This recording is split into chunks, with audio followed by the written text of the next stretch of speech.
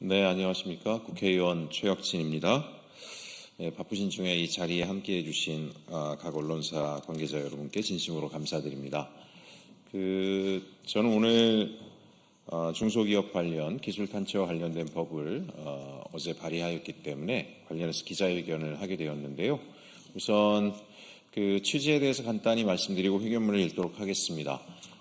많은 사람들이 왜 대한민국에서는 독일 같은 강소기업이 나오지 않는가라고 이야기하고 있습니다. 이미 우리 사회와 우리 정부는 그 답을 알고 있습니다. 대한민국에 만연화되어 있는 중소기업에 대한 기술 탈취, 연간 300건이 넘는 기술 탈취에 대한 소송이 이루어지고 있지만 사실 잘못된 제도로 인하여 중소기업들이 승소하는 사례는 극히 드문 상황입니다.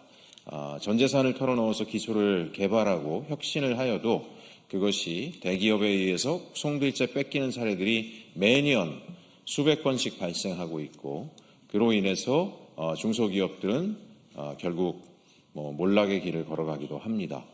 이 문제의 근본적인 해결은 대단히 중요한 우리 시대의 지속가능한 경제발전의 과제라고 생각을 하기 때문에 관련 법을 입안하게 되었습니다. 현재 정부 차원에서도 입법 활동들이 이루어지고 있지만은 보호 조치를 일부 강화하는 수준의 법으로는 대통령께서 얘기하는 수준의 중소기업, 강소기업이 나올 수 있는 정책 환경이 이루어지기 어렵다라고 생각해서 본 법을 발의하게 되었다라고 하는 취지로 오늘 기자회견을 시작하도록 하겠습니다. 기자회견문을 읽도록 하겠습니다.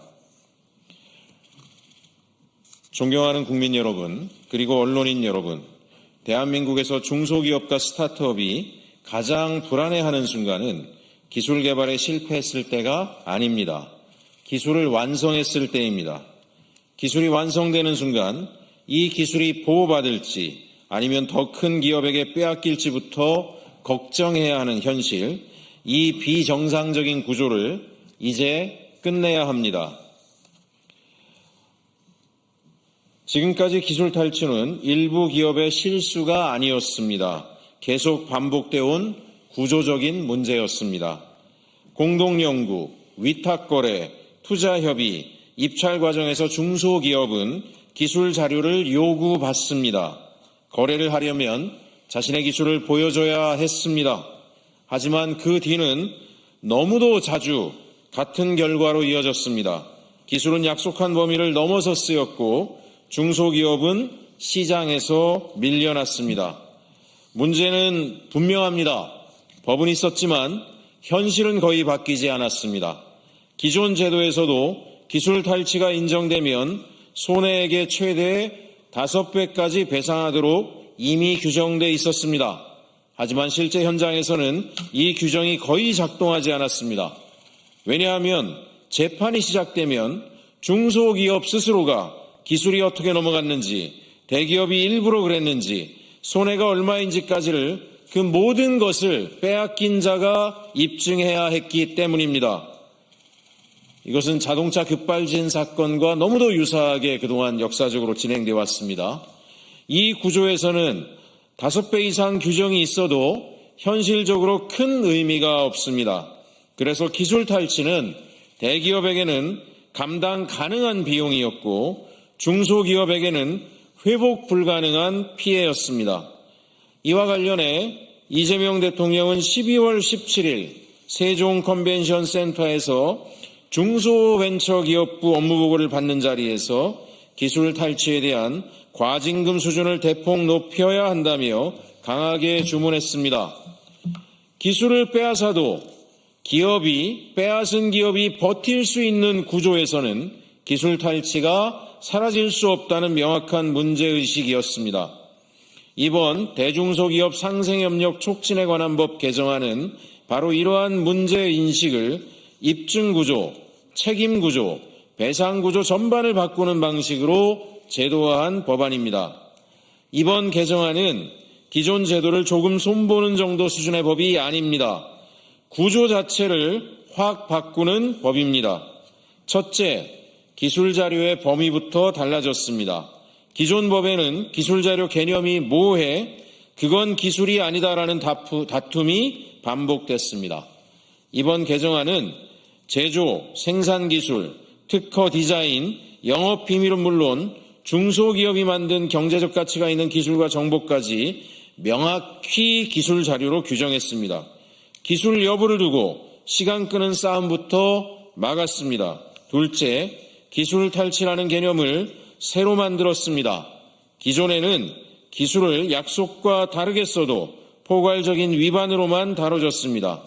이번 개정안은 약속한 목적을 벗어나 사용하거나 다른 회사에 넘겨 중소기업에 피해를 주는 경우를 기술 탈취라는 중대한 불법 행위로 분명히 구분했습니다.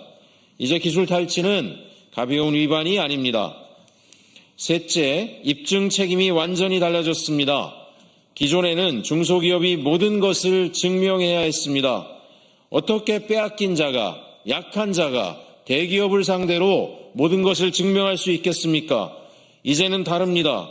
중소기업이 함께 일한 관계가 있었고 그 과정에서 기술에 접근할 수 있었으며 대기업이 비슷한 기술로 제품을 만들고 있다는 점만 설명할 수 있으면 이제는 대기업이 스스로가 기술 탈취가 아니었다라고 하는 점을 증명해야 합니다.